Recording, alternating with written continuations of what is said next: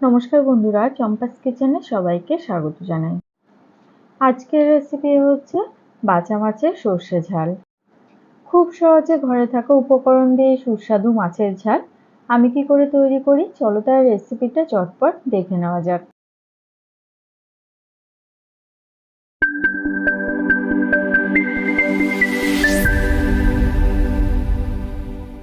তো বন্ধুরা, রান্না শুরু করার আগে প্রথমে একটা মশলা বাটবো।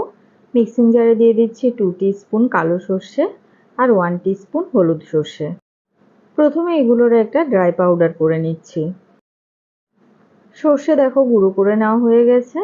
এবারে এর মধ্যে দিচ্ছি 2টো কাঁচা লঙ্কা, হাফ টিস্পুন লবণ, 1/4 টিস্পুন করে দিচ্ছি কাশ্মীরি লঙ্কা গুঁড়ো আর 1/4 টিস্পুন হলুদ গুঁড়ো, সামান্য হাফ টিস্পুন চিনি দিলাম। জল দিয়ে এবার এগুলোকে বেটে নেব।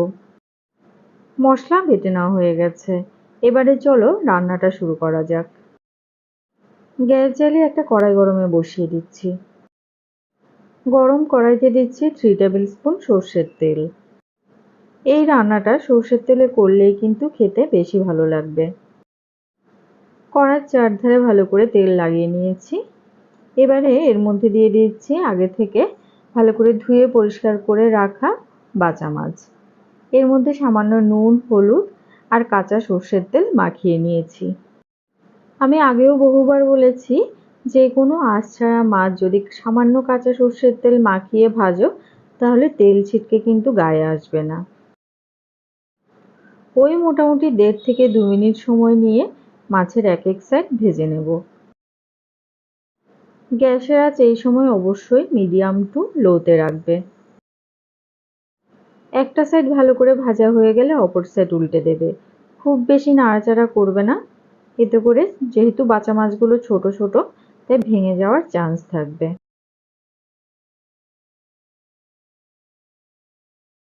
মাছের দু সাইডই লাল লাল করে ভেজে নিয়েছি।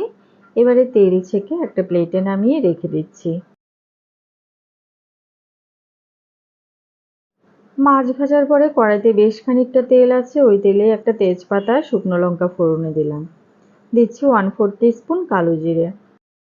বাচা মাছ থেকেও কিন্তু বেশ খানিকটা তেল ছাড়ে, তাই খুব বেশি তেল দিয়ে রান্নাটা করার দরকার নেই। কালো জিরে ভাজা ভাজা হয়ে গেছে। এবার এর মধ্যে দিচ্ছি একটা বড় সাইজের পেঁয়াজ কুচোনো। একই সাথে 3টে চেরা কাঁচা লঙ্কা দিলাম। খুব ভালো করে তেলের সাথে নাড়াচাড়া করে ভেজে নেব। আমাদের চ্যানেল চম্পাস কিচেনের রেসিপিগুলো যদি তোমাদের ভালো লাগে তাহলে অবশ্যই চ্যানেলটাকে সাবস্ক্রাইব করে নেবে এবং পাশে থাকা বেল আইকনটাকে প্রেস করে দেবে। এতে করে যখনই আমি নতুন ভিডিও আপলোড করব সাথে সাথে নোটিফিকেশন তোমাদের কাছে পৌঁছে যাবে। দেখো পেঁয়াজ খুব সুন্দর করে ভাজা হয়ে গেছে। এবারে এর মধ্যে দিচ্ছি একটা টমেটো কুচোনো। 3 থেকে 4 মিনিট সময় নিয়ে টমেটো কুচোনোগুলোকেও ভেজে নিচ্ছি। দেখো টমেটো আর পেঁয়াজ খুব সুন্দর নরম হয়ে গেছে। এবারে এর মধ্যে দিচ্ছি আগে থেকে বেটে রাখা সর্ষে। মিক্সিং জারটা ধুয়ে 1 কাপের মতো জল দিয়ে দিচ্ছি। পেঁয়াজ আর টমেটোর সাথে কিন্তু সর্ষে বাটাটাকে আর কষালাম না, সর্ষে বাটা দেওয়ার সাথে সাথে জল দিয়ে দিয়েছি। সমস্ত কিছু ভালো করে মিশিয়ে গ্যাসের আঁচটা হাইতে করে দেব। সর্ষে বাটা দেওয়ার পরে যদি কষানো হয় তাহলে কিন্তু অনেক সময় খেতে তেতো লাগে, আর এইভাবে একবার রান্না করে দেখবে, বেশ ভালো লাগবে। ঝোল খুব সুন্দর করে ফুটে উঠেছে। এবারে এর মধ্যে আগে থেকে ভেজে রাখা বাচা মাছগুলো দিয়ে দিচ্ছি। খুব হালকা হাতে নাড়াচাড়া করে মাছগুলোকে ঝোলের সাথে মিশিয়ে দেব। চাইলে এই সময় কিছুটা ধনেপাতা কুচোনো ছড়িয়ে দিতে পারো, তো আমি আর ধনেপাতা দিচ্ছি না, জাস্ট উপর থেকে 1 টেবিল স্পুনের মতো কাঁচা সর্ষের তেল ছড়িয়ে দিচ্ছি। গ্যাসের আঁচটা এবারে একদম লোতে করে দিয়ে এটাকে মোটামুটি 5 মিনিটের মতো ঢেকে দেব। কিছুক্ষণ ঢেকে সেদ্ধ করে নেওয়ার পরে দেখো বন্ধুরা, গ্রেভিটা বেশ ঘন ঘন হয়ে গেছে আর সমস্ত মশলার ফ্লেভারও মাছের ভিতরে ঢুকে গেছে। এরকম ঘনত্ব থাকা অবস্থাতে গ্যাসের আঁচটা অফ করে দিচ্ছি এটা যখন ঠান্ডা হবে আরও অনেকটা কিন্তু ঘন হয়ে যাবে। আর এই সর্ষের ঝালটা একটু ঘন হলেই কিন্তু খেতে বেশি ভালো লাগবে, খুব বেশি পাতলা ঝোল কিন্তু ভালো লাগে না। ঢাকা ছাড়া আর 1 মিনিটের মতো এটাকে ফুটিয়ে নিয়েছি। দেখো ঝোলের চারধারে কিন্তু খুব সুন্দর করে তেল ভেসে উঠেছে। এই সময় গ্যাসের আঁচটা অফ করে দিচ্ছি।